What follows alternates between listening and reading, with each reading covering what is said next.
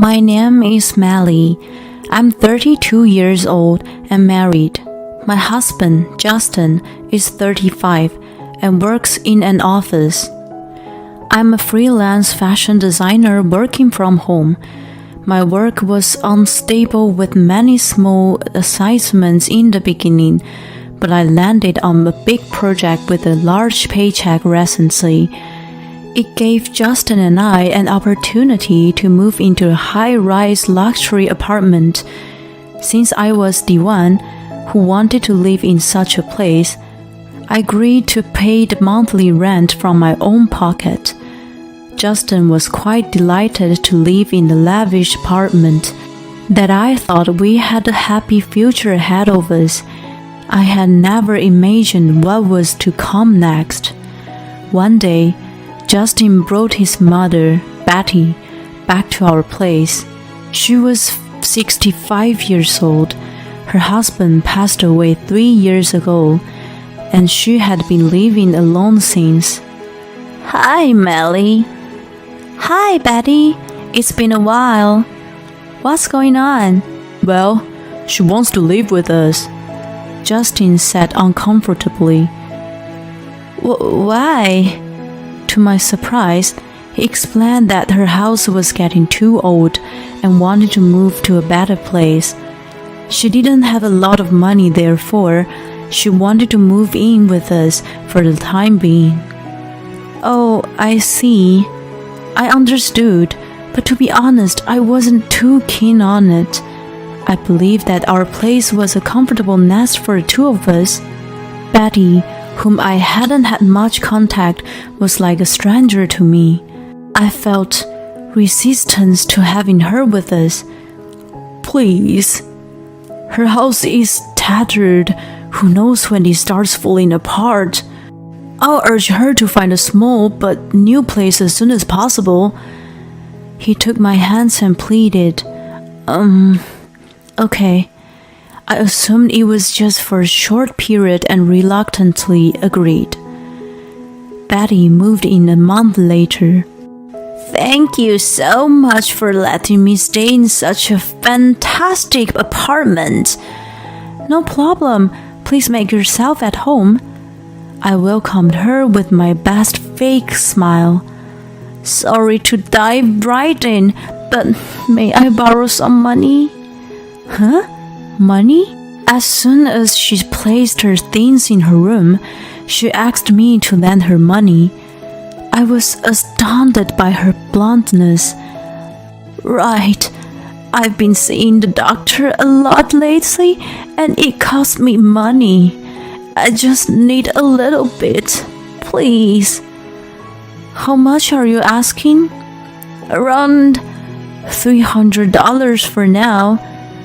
"For medical bills?" I guessed it was normal to experience some health issues at her age. I could understand that the bills were easily piling up. All right. I found six $50 bills in my purse and gave them to her. And then one day, Justin asked me for advice. I felt unrest, wondering if it was something to do with Betty. "You know, we should get a new car." It was so unexpected that I almost fell out of the chair. "What do you mean?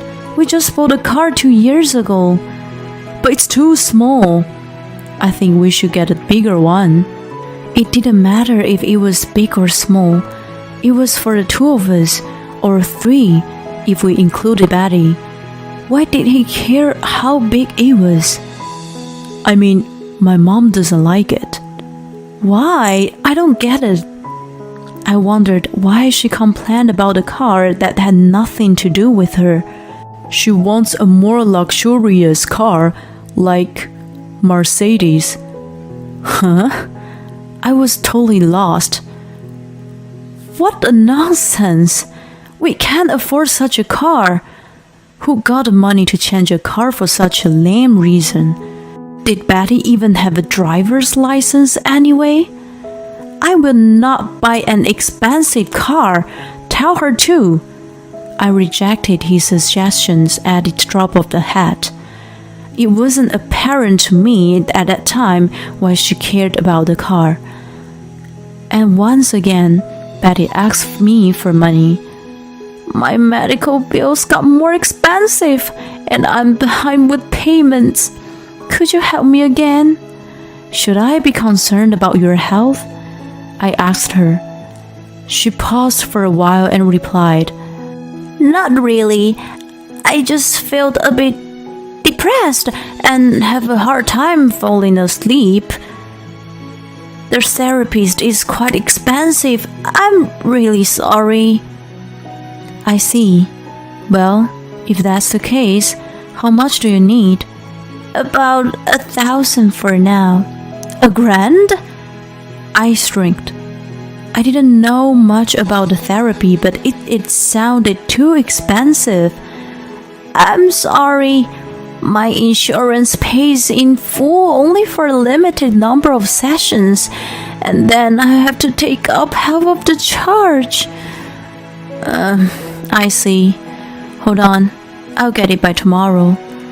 I was shocked by the amount, but I forcibly tried to understand. There must have been taste and whatnot that cost a lot. Even after that, she used likely excuses such as medical bills and transportation fees to visit her sick friends to borrow more money from me. When I realized the amount had exceeded $5,000. Even if my job was successful, I was getting fed up. And then I noticed something strange. I took a sneak peek at Betty's room one day. What the?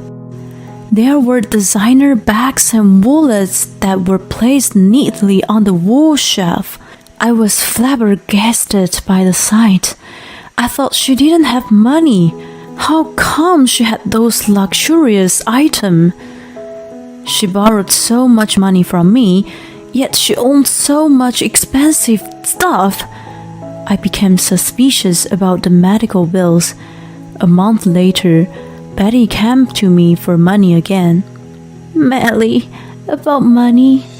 She asked, as a matter of factly without guilty. Can you please wait? I had planned to interrogate her at the right moment. So I called Justin, who seemed to be doing nothing. I want to make this opportunity to ask you, Betty, what are you using the money for? Wait, what's going on, Melly? Justin had no clue about what I was asking his mother.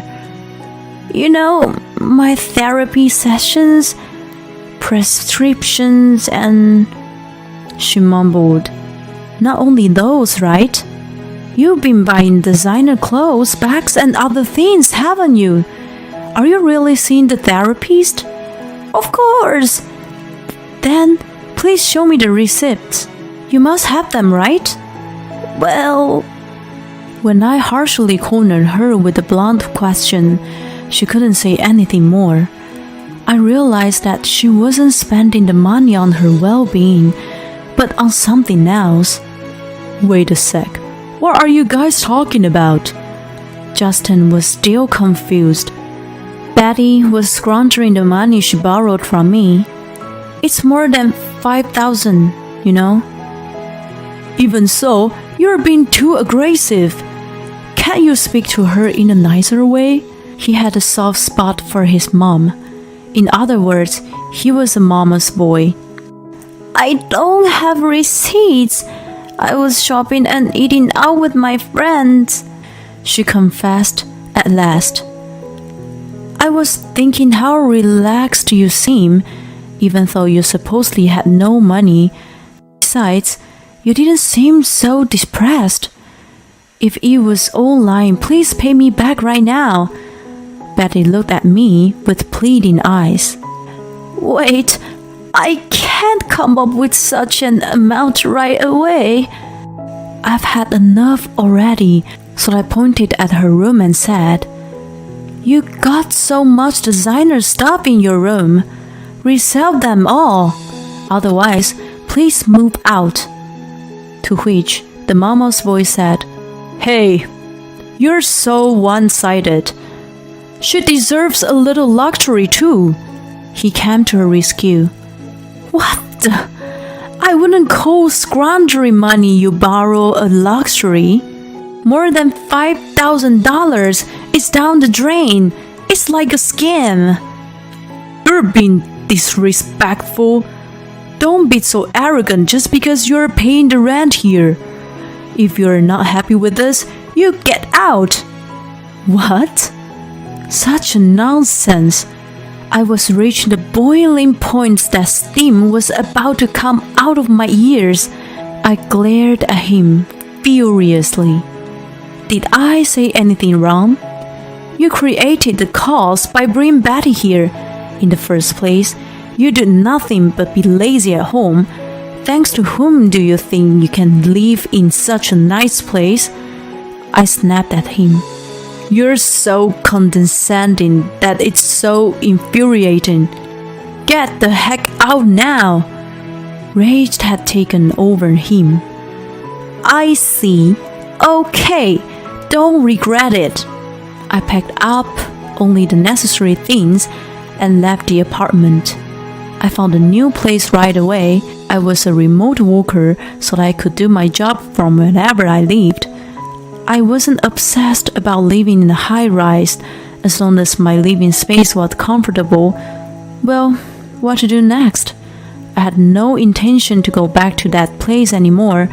The rent had been paid monthly by me. I assumed that Justin had no interest in taking over. Even if he wanted, it was impossible to pay with his paycheck. My income was much more than his. I went to consult with a realtor who had helped me before. It's becoming very hard to pay the monthly rent due to personal reasons. I could actually afford it, but I intentionally lied. I'm sorry to hear that. What would you like to do? So I asked him for a favor. One day, I got a call from Justin while I was working. What? What do you mean, what? What have you done? I was told to move out because the lease was cancelled. Yes, I asked the property agent for permission to break the lease. You know, I don't live there anymore, so I have no reason to pay the rent. Don't you even get that? The reason is that my mom and I still live here. What the nonsense. I was amazed and let out a sigh. I don't live there, so why should I keep taking care of the apartment? If you're in trouble, you should consult your mom and maybe resell her things to get some money. I said in a sarcastic tone. Shut up! It was you who wanted to live in a high-rise. If you don't want to move, why don't you take over the lease yourself? Wait, I guess you can afford it with your salary. He must have been frustrated that he couldn't come up with his next argument. You know, you must be able to afford a shabby apartment, so go find it and move in with your mom. Are you crazy? My mom's already spent the money from the sales of her house, and I have no savings. How do you expect me to find a new place? None of my business. He had depended on my income for the most part, and how come he still had no savings? I acknowledged the debauchery of the mother and the son. You deserve it for being foolish for a long time. Figure it out yourself from now on. Are you telling us to be homeless? You're still my wife. I told you, find somewhere else to live. Anyway, I'm done with you. Goodbye. I hung up on him. My phone rang again a few minutes later. It was Betty. Yes? Melly, I'm really sorry. I will pay you back, so please don't kick us out. She pleaded in tears. I was astonished and said, I don't want to give a lesson to an older person, but you should live within your means. If you only have a little retirement, you try to live accordingly. If you want a higher standard, you have to work. As a freelancer, I understood the harsh reality. If I wanted a certain level of lifestyle, I must work hard to earn a level of money instead of relying on someone. It was all my fault. I apologize. Please don't let us be on the street. I'm sorry, but that apartment has already been leased by someone else. You really do need to move out. This is a regulatory matter. I coldly turned her down and head up the call. Later on, I heard from the realtor that Justin and Betty begged him to keep the lease in tears. However, he told them that a new tenant was moving in soon, and they needed to leave. I supposed even if they continue living there, Justin's salary would have been used up by the rent, and they couldn't have afforded anything else. To begin with, it was total nonsense to keep me, who was paying the rent out, while he was relying on me. He had upset me by letting his temper flare, which resulted in the point of no return. Such an idiot. I heard all the rest of their story from people who knew them, that they were unable to rent an apartment and were moving from a motel to a motel. That was because he had no money to pay the broker fee and deposit, and no one wanted to be his guarantor. As for the guarantor, he could have used a service, but the broker fee and deposit had to be prepared by him. Betty had worked only for a short time, so that her social security didn't pay much. They were even struggling to eat. They brought all this upon themselves. On my side, I managed to get another big project and become financially more comfortable. When I look back on our marriage, I learned that being dependent on one or the other is not sustainable. In terms of both money and living it all up to your partner or being dependent on your partner will cause you tremendous pain when it comes to the point. As a side note, Justin and I were separated for a while and finally divorced at the end. After all that, our feelings for each other cooled off, and we didn't have a reason to stay married. Well, now that we are strangers, I'm feeling relieved. If I am to marry again, I need to be more discerning.